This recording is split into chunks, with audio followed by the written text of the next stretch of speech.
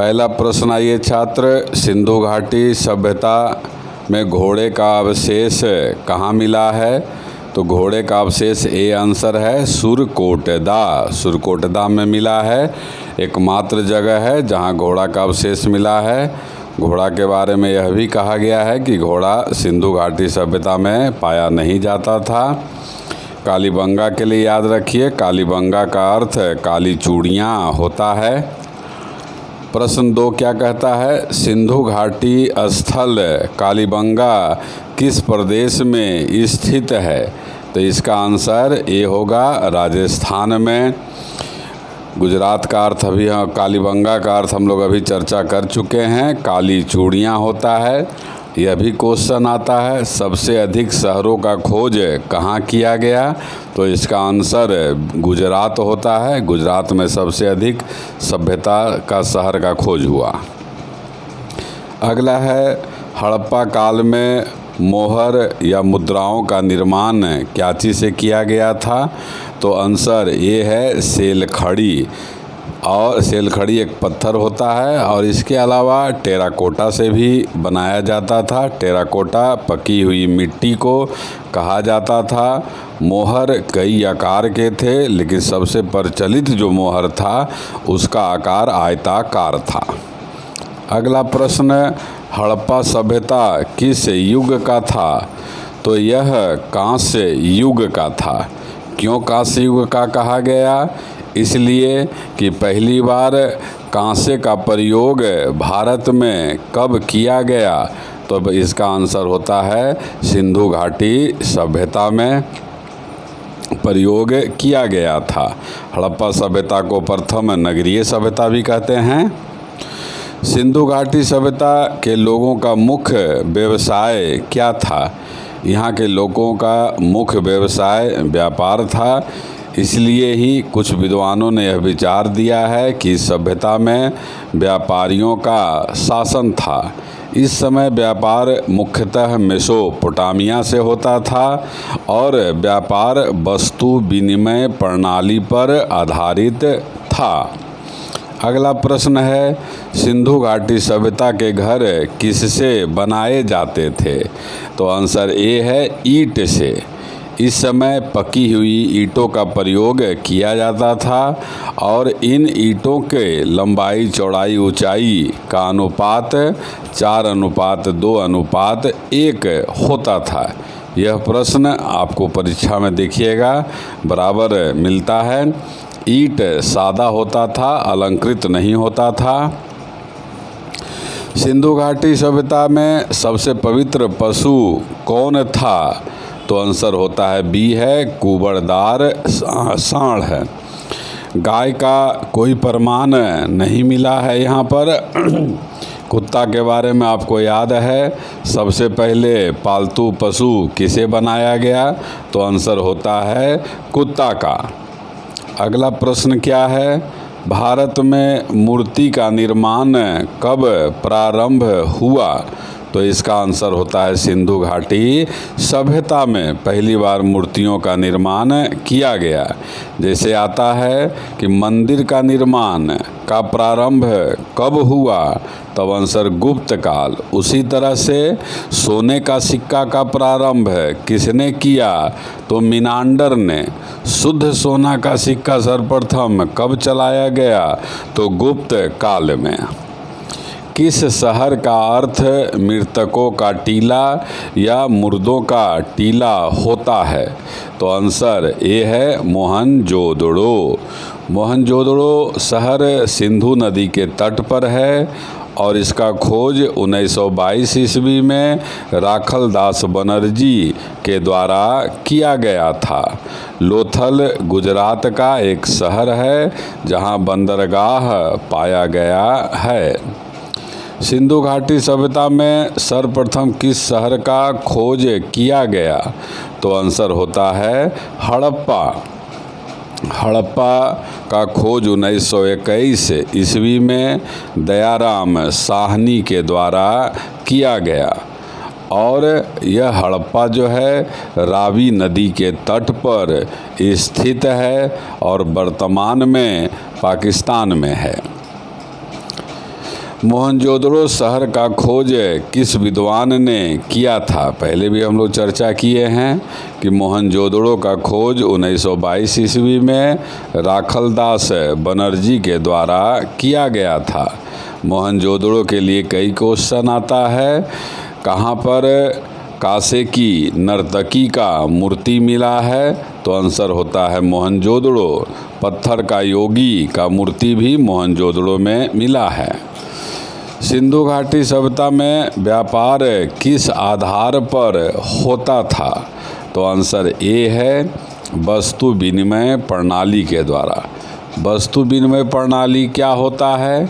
इसमें एक वस्तु देकर वस्तु खरीदा जाता है, मतलब मुद्रा के द्वारा क्रय विक्रय नहीं होता है, बल्कि वस्तुओं के द्वारा क्रय विक्रय होता है। हड़प्पा शहर किस नदी के तट पर स्थित है? हड़प्पा रावी नदी के तट पर स्थित है। सबसे पहले खोजा गया शहर हड़प्पा ही है। श्रमिकों का निवास स्थान हड़प्पा में मिला है। फिर सबसे बार किस नदी का उल्लेख है? तो सिंधु नदी का। अगला 14 नंबर देखिए प्रश्न, सिंधु घाटी सभ्यता के सबसे उत्तर में कौन सा शहर स्थित था? तो आंसर होता है मांडा। डी नंबर पर है मांडा। यह जम्मू कश्मीर में था और चेनाब नदी के तट पर। जैसे उत्तर में मांडा है, उसी तरह से दक्षिण में दैमाबाद, पूरब में आलमगीरपुर और पश्चिम में सुतकागेन डोर शहर स्थित था। सिंधु घाटी सभ्यता को किस नाम से जानते हैं? तो इसे कई नाम से विशेषताओं के कारण से जानते हैं। यहाँ पर ए है प्रथम नगरीय सभ्यता, बी है कांस्य युगीन सभ्यता, सी है हड़प्पा सभ्यता। चूँकि सबसे पहले नगरों का उदय यहीं हुआ, इसीलिए इसे प्रथम नगरीय सभ्यता कहते हैं। कांसा का भी प्रयोग पहली बार यहीं हुआ, इसलिए इसे कांस्य युगीन सभ्यता कहते हैं। तो यहाँ पर 15 का आंसर डी है, उपयुक्त सभी। भारत में पहली बार नगरों का उदय कब हुआ? अभ्युदय कब हुआ? तो प्रश्न 16 का आंसर डी है, सिंधु घाटी सभ्यता पहली बार आता है। और दूसरी बार भी आता है कि भारत में दूसरी बार नगरों का उदय कब हुआ था? तो आंसर होता है महाजनपद काल में।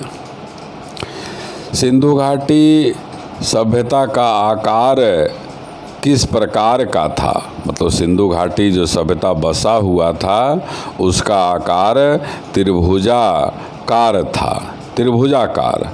और सिंधु घाटी सभ्यता में अगला क्वेश्चन है कि सभ्यता का विस्तार उत्तर से दक्षिण कितना किलोमीटर? उत्तर से दक्षिण 1100 किलोमीटर था और पूरब से पश्चिम 1600 किलोमीटर था। सिंधु घाटी सभ्यता को आद्य ऐतिहासिक काल भी कहा जाता है। आद्य ऐतिहासिक काल क्यों कहा जाता है? क्योंकि अभी तक यहाँ का लिपि पढ़ा नहीं गया है। और इस सभ्यता में कौन सा लिपि था? तो चित्रात्मक लिपि प्रचलित था यहाँ पर। अगला आइए प्रश्न, सिंधु घाटी सभ्यता का कुल क्षेत्रफल कौन था? तब आंसर होता है 12,99,600 वर्ग किलोमीटर। तो यहाँ ऐसा कोई चॉइस नहीं है छात्र। तो प्रश्न 19 का आंसर डी होगा, कोई नहीं। ऐसे आपको याद रखना है। लगभग 13 लाख वर्ग किलोमीटर है। अगला क्वेश्चन है, सिंधु घाटी सभ्यता का समाज का स्वरूप कैसा था? तो इसका आंसर ए है मातृसत्तात्मक। मातृसत्तात्मक का अर्थ क्या होता है? इसका अर्थ होता है कि समाज में माता का प्रधानता था। अभी वर्तमान में क्या है? पिता का प्रधानता हमारे समाज में है, इसीलिए पितृसत्तात्मक समाज है। 20 का आंसर कौन हो गया? ए हो गया। मोती का मनका या माला बनाने का कारखाना कहाँ मिला है? तो मोती का मनका बनाने का कारखाना लोथल में मिला है, और लोथल गुजरात में है, आपको बताया गया है। भोगवा नदी के तट पर है। कालीबंगा राजस्थान में है। घग्घर नदी के तट पर है। बनावली हरियाणा में है। अगला क्वेश्चन है, महिलाओं के द्वारा लिपस्टिक लगाए जाने का प्रमाण मिलता है। जैसा कि आपको पता है कि यह नगरीय सभ्यता था, और नगरीय सभ्यता का विशेषता के तहत ही यहाँ पर चनहुदरों में लिपस्टिक लगाए जाने का प्रमाण मिला है। चनहुदरों आप ध्यान रखिएगा, आता रहता है। 22 का डी आंसर है। सिंधु घाटी सभ्यता के किस शहर में कब्रिस्तान नहीं मिला है? तो आंसर 23 का बी होगा, बिहार मोहनजोदड़ो। जबकि आपको बताया गया है कि मोहनजोदड़ो का अर्थ मृतकों का टीला होता है। अर्थ भले है, लेकिन यहाँ पर कोई कब्रिस्तान नहीं मिला है। मालिक के साथ कुत्ता को दफनाने का प्रमाण कहाँ मिला है? रोपड़ में। कपास का उत्पादन का प्रारंभ सर्वप्रथम कहाँ हुआ? तो आंसर होता है सिंधु घाटी सभ्यता में पहली बार कपास का उत्पादन शुरू हुआ है। इसीलिए कपास को सिंडन भी कहा गया है। वैदिक काल का समय आप याद रखिएगा, 1500 से 600 ईसा पूर्व। शुंग वंश का संस्थापक पुष्यमित्र शुंग, कनु वंश का वासुदेव। क्वेश्चन नंबर 25 पर आइए। सिंधु घाटी सभ्यता में कौन सा लिपि प्रचलित था? तो 25 का आंसर कौन है? डी है, चित्रात्मक लिपि। इस लिपि को अभी तक पढ़ा नहीं गया है। ऐसे पढ़ने का प्रयास S.R. राव ने किया था। S.R. राव परीक्षा में आया हुआ क्वेश्चन है, किसने प्रयास किया था। अगला है, लिंग पूजा का प्रचलन सर्वाधिक किस शहर में मिला है? तो लिंग पूजा का सर्वाधिक जो है हड़प्पा में मिला है, रावी नदी के तट पर जो था हड़प्पा। इसके अलावा सिंधु घाटी से धर्म से जुड़ा हुआ क्वेश्चन याद कर लीजिए। सबसे पवित्र पक्षी कबूतर था, सबसे पवित्र वृक्ष पीपल था, सबसे पवित्र पशु कुबड़दार सांड था। अगला देखिए प्रश्न है, मेसोपोटामिया साहित्य में सिंधु क्षेत्र को किस नाम से जाना गया है? तो आंसर है मेलुहा के नाम से जाना जाता था। दिलमुन जो है उसको भी आप ध्यान रखिएगा कि मेसोपोटामिया और सिंधु घाटी सभ्यता के व्यापारी कहाँ मिलते थे? तो दिलमुन में मिलते थे। दिलमुन बहरीन में एक जगह है, बहरीन में वहीं। प्रश्न 28 पर आइए छात्र, स्नानागार का प्रमाण कहाँ मिला है? तो मोहनजोदड़ो में स्नानागार का प्रमाण मिला है। स्नानागार का प्रयोग पवित्र स्नान के लिए किया जाता था। कालीबंगा का अर्थ पहले भी आपको बता चुके हैं, काली चूड़ियाँ होता है। धौलावीरा 3 भाग में बटा था। अगला ये प्रश्न 29, सिंधु घाटी सभ्यता का सबसे बड़ा भवन कौन था? तो सिंधु घाटी सभ्यता का सबसे बड़ा भवन अन्नागार था। स्नानागार का हम लोग चर्चा किए हैं, मोहनजोदड़ो में था। श्रमिकों का निवास स्थान हड़प्पा शहर में पाया गया। खिड़की का प्रमाण कहाँ मिला है? तो खिड़की का प्रमाण एकमात्र मोहनजोदड़ो में मिला है। बाकी शहरों में मकानों में खिड़की का निर्माण नहीं किया जाता था। मकान का मुख्य दरवाज़ा एकमात्र शहर लोथल है, जहाँ मुख्य सड़क पर खुला है, बाकी जगह गलियों में खुला है। आपने देखा छात्र, आपके लिए लाया गया है प्रश्न। अच्छा लगता हो तो ज़रूर शेयर करें, सब्सक्राइब करें, लाइक करें, कमेंट करें। आपका सहयोग लगातार मिल रहा है। धन्यवाद।